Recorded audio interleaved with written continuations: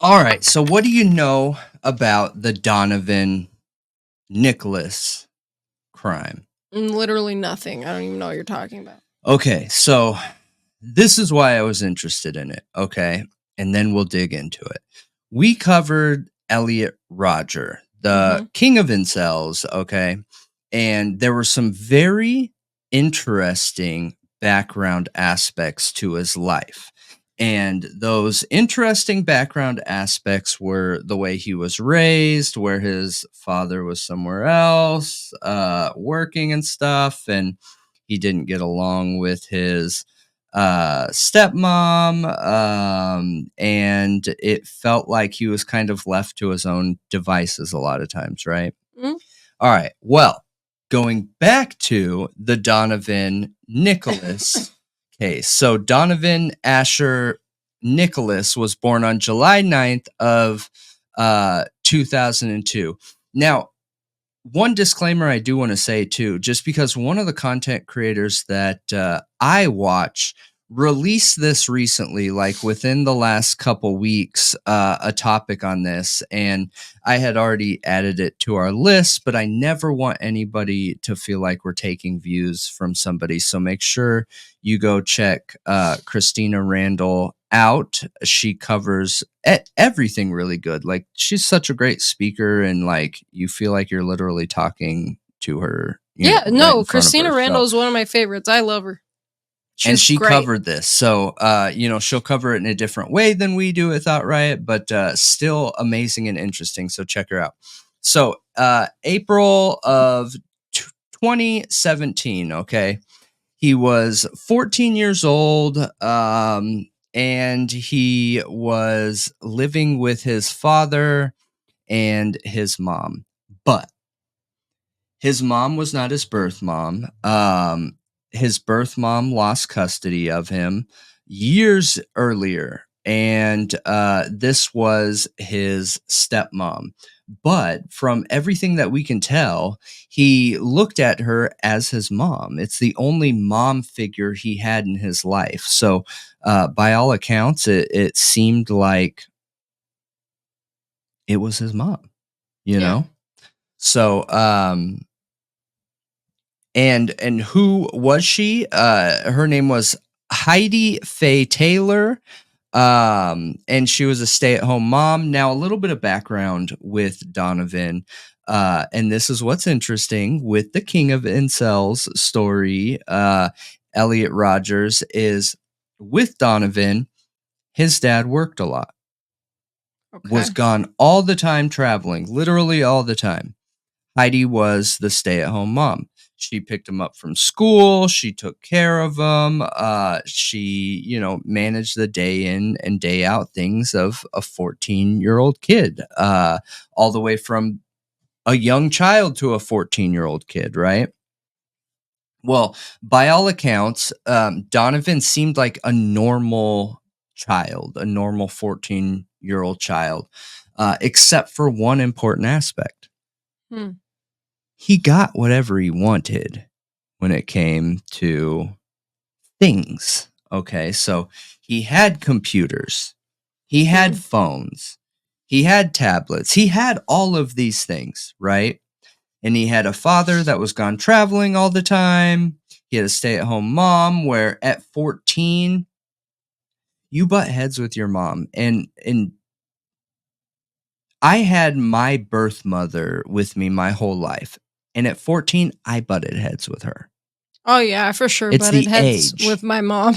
Yeah. Big time. It's the age, for sure. So I don't think it has anything to do with the fact that it's his stepmom. I think it has to do with his age, okay? And for those of you watching, whenever I'm listening to a true crime story, I'm looking at it like a puzzle and I'm trying to make pieces fit. You know what I mean? That's just one thing that stood out to me as I was like, well, it can't be because he hated her or something because it was his stepmom. It's probably because of his age, right? So then what could have caused this situation? Well, let's find out what the situation is. So he got everything he wanted. He had a ton of time alone. And he had a stepmom that he called mom that he wasn't getting along with and felt like she was always up in his business. So what did he turn to? He turned to his electronics. He was on him all the time. Every second that he could be, he was on him. Every second that he was home, he was on him. While he was on him, he was doing the normal kid things and researching things and looking things up and whatever. And he came across a story. Now, I'm curious if you've heard of this. Have you ever heard of Jeff the Killer? No. No? No. So it's a creepypasta character. Yeah, I have. Oh. Yep, it's normally associated with like this certain face. You'll see it. But so he found Jeff the Killer, okay? And who Jeff the Killer is I got it here. Oh, I guess I've seen that face. The image. Yep. I know Slender Man from creepypasta, but that's it. Oh, creepypasta is filled with all kinds of different. I know. Yeah. Yeah, but I only know of Slender Man. Yeah. That was like one of the most famous ones, I think, because I don't know that much about it. So the infamous Jeff the Killer image, which I'm not doing editing, but I will try like overlays, but I'll try and put this one on the screen right here. But Jeff the Killer, born Jeffrey Woods, is the titular main protagonist turned to main antagonist of the 2011 and 2015 revamped creepypasta story of the same title, Jeff the Killer and Jeff the Killer 2015. He is an adolescent serial killer, and registered creepypasta. He was disfigured after being set on fire while fighting a gang of bullies and lost his sanity after witnessing his new and beautiful face. Yeah. So essentially, okay, you guys, he went to a party. He was an outcast kid, nerdy kid, whatever, and would get picked on. And he went to this party, and this group of bullies started messing with him. Jeff the Killer ended up ending one of their lives and then got knocked out. All right. The next thing he knows, he wakes up in a hospital. And his face is all wrapped with bandages. Everything's wrapped with bandages. He doesn't know what's going on, whatever.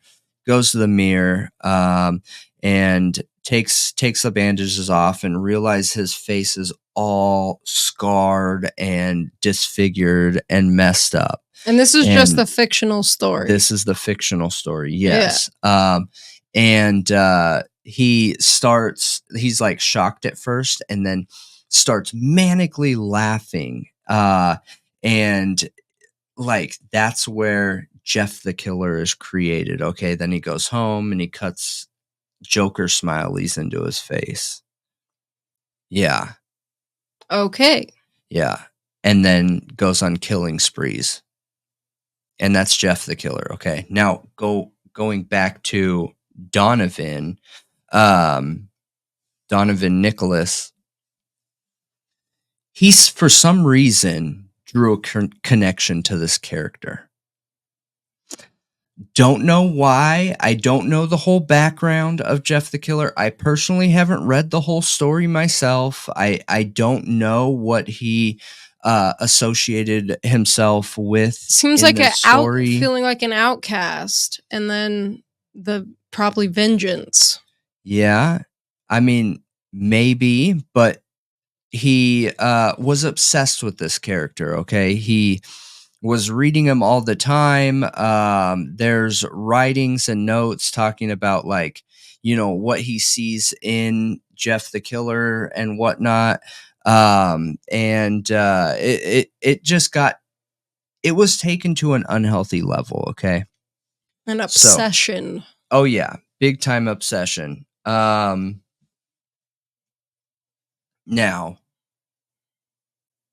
Donovan got whatever he wanted, right? Yep. Whatever he wanted.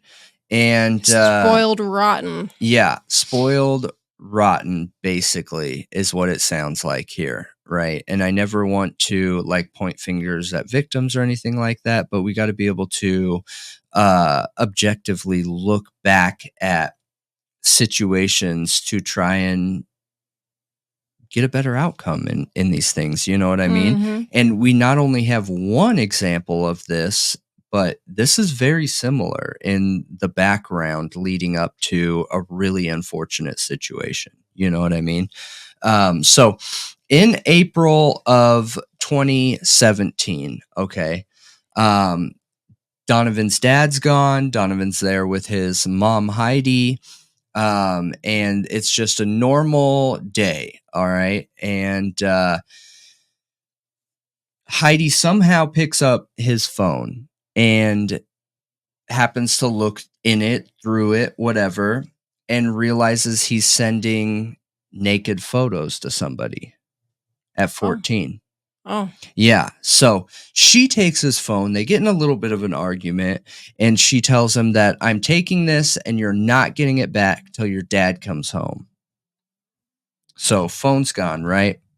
Well, fast forward a couple days, on April 6th of 2017 is again another normal day. His phone is gone.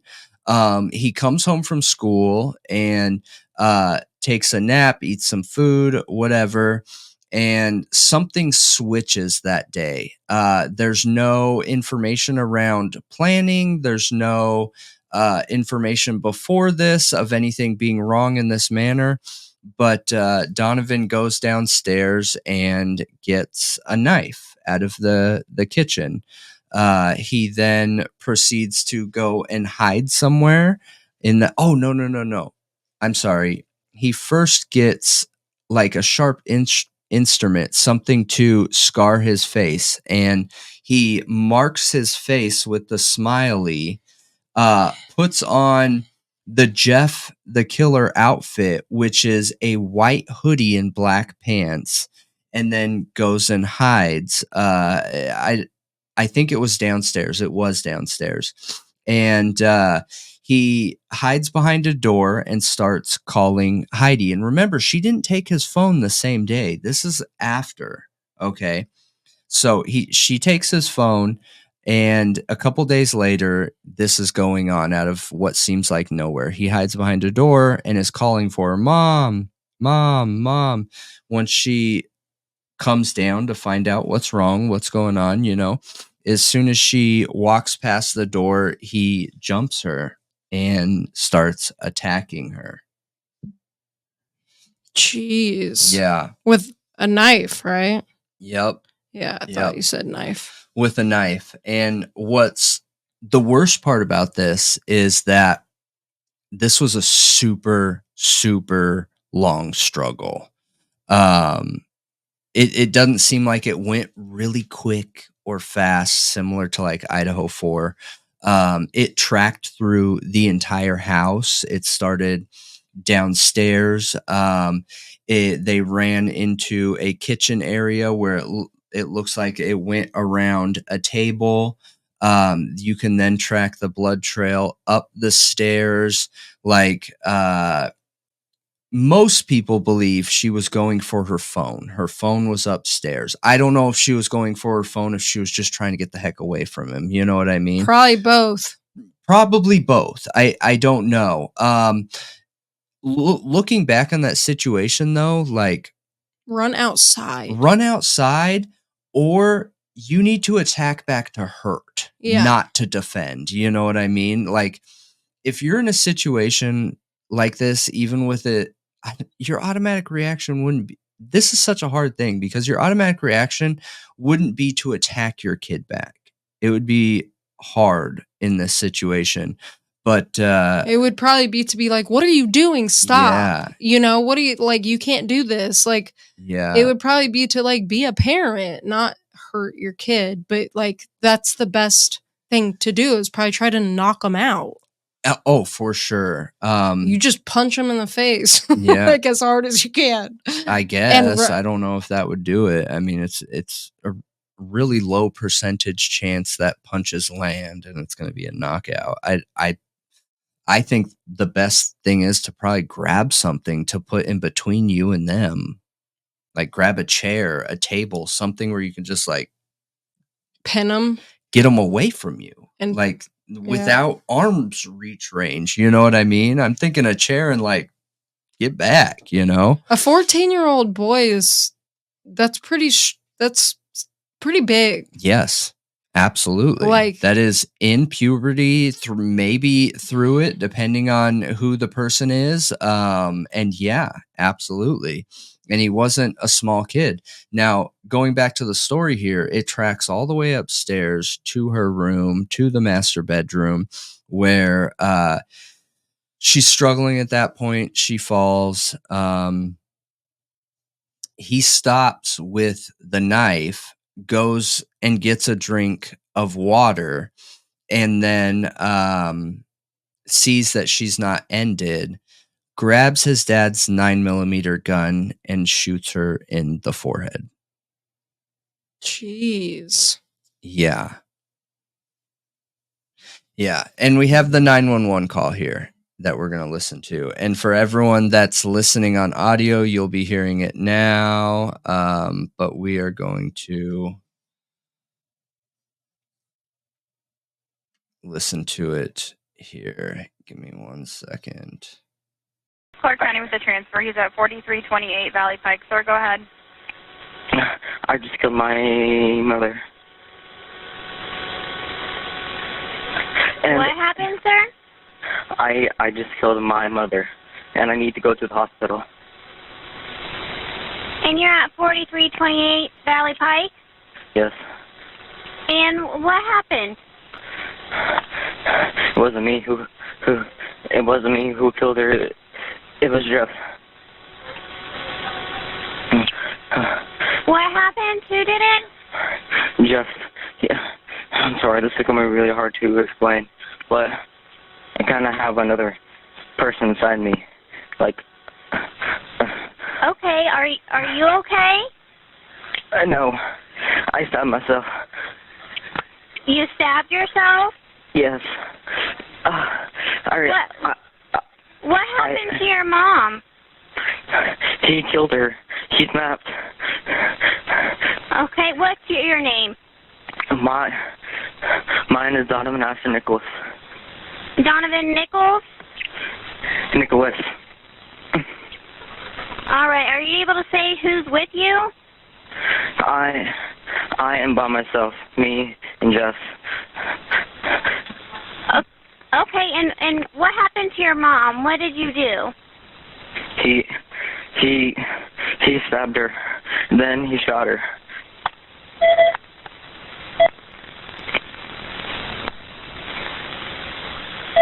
All right, so he stabbed her? Then he shot her. And but where did he shoot her? In the head.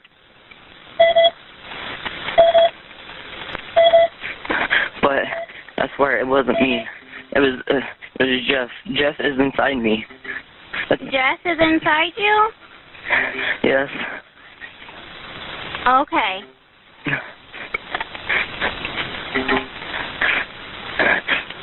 He sometimes takes control, and I have no control over him. Okay, So where are you hurt, sir? On my thigh. No, my leg. Your leg? You stabbed your leg? Yes. Do you have any towels or anything on it that you can put on it? Okay, Yes. you did? Mhm. All right. Now, why did you hurt your mom, or why did Jess hurt your mom? He was always tired of her. She always did drugs, and she totally ignored me. Once she hit me, and she was just she was done.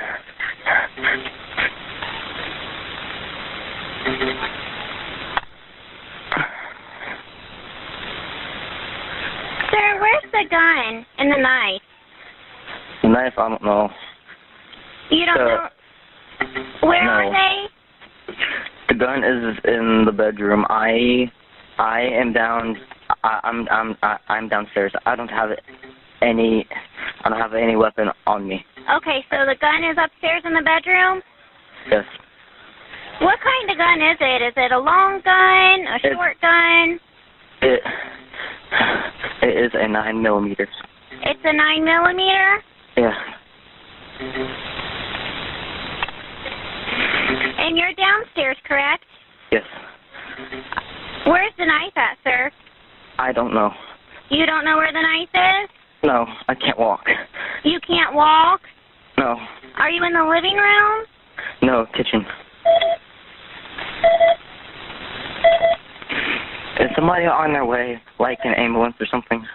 Yes, sir. I've got you help sent out, okay? Okay. I swear it wasn't my fault.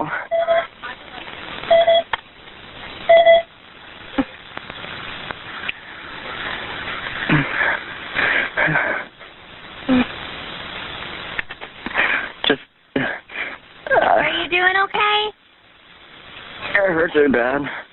You hurt? Mm-hmm. Okay. Do you have any animals in the house with you, or... No? No. Okay. Is your house, is it far off the road? Is it up close to the road? It's close. Okay. I am so scared. I didn't want to kill her. I hate Jeff so much.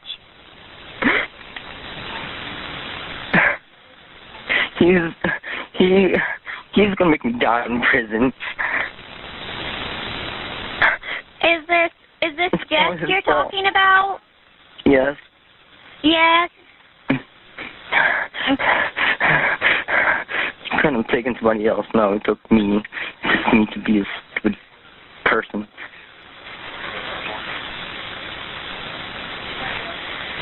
Sir, can you see the front door from where you are right now? It's not the front door, but it's the door that we always use. All right, sir. Yes.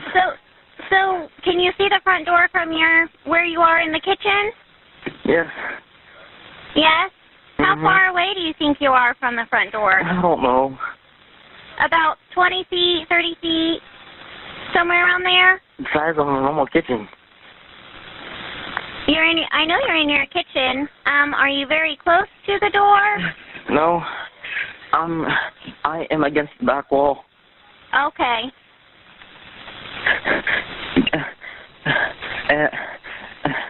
Am I going to get in trouble? Well, yeah, obviously. We're gonna get you help out there, okay? I know you're hurt, all right? I know you're hurting. Is your leg? Do you still have a towel or anything on your leg? Yes. Okay. Can you press it down on there? That way it stops the bleeding. Can help stop it. Just press it on there hard, okay? Okay.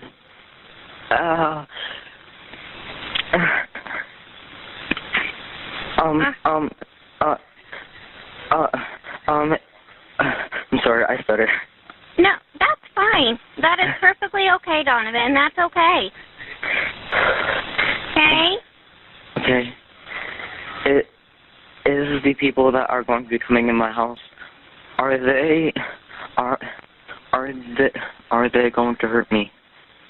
Sir, nobody's going to hurt you, okay? Nobody wants to hurt you, all right? Okay. Nobody wants to hurt you. They just want to help you, okay? Just no tasing or pepper spray or nothing like that. I swear I am not going to hurt anybody else. It was my fault.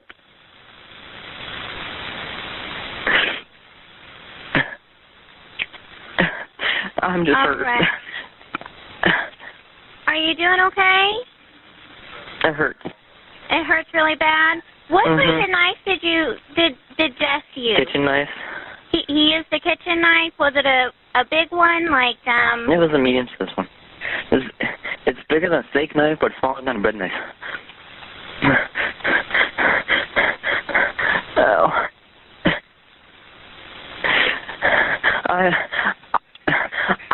I'm just so scared. I don't want to die in prison. I swear it wasn't my fault. You said Jess did it. There's Jeff there. Is he still there with you? Well, yeah, Yeah. Yeah, he's always inside me. He always talks to me. Well, here they are. Who's there? The police or the people. The people to help you? Yes. All right. Are you still sitting on the ground? Yes. Okay. They just walked past my door. Okay. Did you...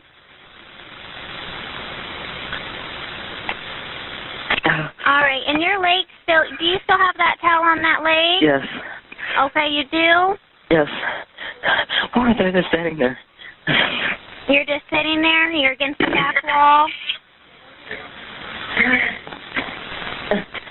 Are you okay? Donovan? You okay? Anybody else here? No. Keep green. Okay, put your hands on your back. Okay? Don't move. Who's up there? All right, so you guys will have just got done listening to the video or the 911 call, and we just got done listening to the 911 call. So, what do you think? I think he was lying. You think so? Yeah. At first he said, I killed my mom. And then he started to change it. He said, yeah, I killed my mom. Well, Jeff killed my mom. So what, you think he was being honest? That he has another personality? So the cuts on the face, I don't know when that happened. I think that would be, if we could figure that out, I think you might be onto something, because remember, in the crime, that when the stabbing stopped, he went to get a drink. That's weird. Yeah. You stopped stabbing to go get a drink, or did he freak out and realize what happened and was like, oh, I need to try and fix this? And in my 14-year-old brain, he remembered, Jeff the killer, let me just act insane, blame it on somebody else that's not really here, but is here, not having an adult mind or a frontal lobe, and then realizes that, well, she would be able to know the difference. Or did he have such an obsession with technology and no guidance in life, he lost complete control, believing he had this thing in him? Maybe. It initially struck me as a lie, but I could be wrong. He could be being honest that he thinks he has Jeff inside of him, but that's just how it struck me initially. So when he was arrested, okay, he held on to this story. He was seen by 3 therapists, 3 psychologists, right? One of them said absolutely nothing's wrong with him. The other said he has anxiety. The third one said he has DID. Wow. Right? They ended up charging him as an adult. Fought it. And why this is getting so much coverage right now is he just got let out 6 months ago. What? What year did this happen in? 2017. And he's out on the streets? He's out. He did this at 14 years old. Got convicted as an adult. His dad helped him fight it, which it sounds like they had money, right? He got whatever he wanted. They fought it and fought it and fought it and fought it and fought it. And they got it overturned to be seen as a child, which then released him early. I don't know how I feel about that. I have no idea. I haven't thought about that part because I've been so obsessed with the psychology aspect of this. And if kids are left to their own devices in this situation where you have Elliot Rodger, where you have Donovan Nicholas, is this an ultimate outcome? Is there some kind of provable step guide that can cause this to happen to a kid? I mean, I don't know if you'd be able to repeat it every time because I think it would depend on the child. But I do think there's certain factors that can lead to an increased chance this can happen. And like that is having everything you want and no guidance. Being spoiled, lack of parental guidance and attention, and unlimited use of technology like this. Kids are ultimately always going to find bad things on the internet. I found bad things on a Windows 95 computer or whatever, 98. As a kid, we got on rotten.com. We got on all kinds of really horrible stuff that has scarred me to this day, mind you. A lot of stuff. Yeah. And kids are always going to end up finding those things, and they're curious. All kids are like curious Georges. They want to know, they want to see. Yeah. Even if they're not ready for it, because they don't understand they're not ready for it. Right. So I think there are certain circumstances a child can be in that we have seen in cases over and over of lack of parental guidance, lack of attention, and outcast, and unlimited access, and being spoiled. Yeah. I think that those are all things that contributed to this for sure. Yeah. That's what I was thinking too. I don't even know. I think that could disassociating and adopting this persona just be due to his age? You know what I mean? Could adopting this persona be due to a lack of frontal lobe partnered with a rash reaction of violence? One expert did see it. The other saw severe anxiety and something going on, and then one said nothing. Psychology is subjective. We know that. So a lot of psychologists don't even think DID exists. Like a lot. They don't even think it's real. Well, it could be that rare. Yeah, I think it is. And again, subjective. It is subjective. That's proving that point that it's subjective because so many people don't even believe it's real. And then you have psychologists who treat DID like almost exclusively and fully believe that it's real. Yeah. Yeah. So he gets out at 21. I don't know. I don't know how I feel about that.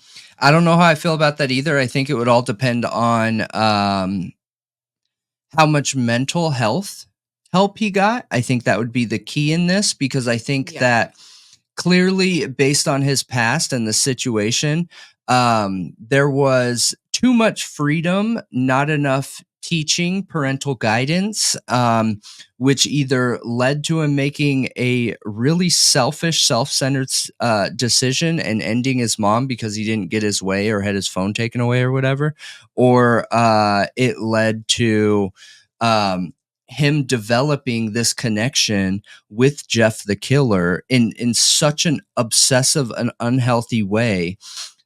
That should have been seen. You know what I mean? Either way, I feel like mistakes were made here, and it's not victim blaming. It's not blaming anybody in this situation. We're all human and we all make mistakes, but how can we prevent this from repeating itself? Because I see a lot of connections here to the Elliot Rodger case. That if you're watching this, it's a members only video. The Elliot Rodgers King of Incels video is. So, very similar background. Tons of money, got whatever he want, just no parents around. Yep. And he developed this center of the world, I deserve everything, everybody else needs to cater to me attitude, which ultimately led to, oh man, so many victims. So many victims. But I'm curious what you guys think about it. He got out, from my understanding, is with his dad. From my understanding, Heidi's other 2 kids that at the time of this story were not living in this house. They were older, want nothing to do with him, and they were bonded like a family, like they were his brothers and sisters, and they want nothing to do with him. They took their mom away, Yeah. And it doesn't even sound like they want to know why. They don't want to know whether he has DID. They don't care, which, can you blame them? No. In this situation? I'm assuming it's one of those situations where it's like, look, you did something that was bad enough that I never want to see or think about you again. I don't wish any bad on you, but I also don't want to see you. You know what I mean? I understand it, and it sounds like his dad seems pretty codependent. Could be. I don't know. I don't think it was fair that he was charged as an adult. 14's too young for that. That's one thing I know. Should he have gotten out already? I don't know. I think that would depend on the expert reports around psychology. Well, I think 14 should be a child.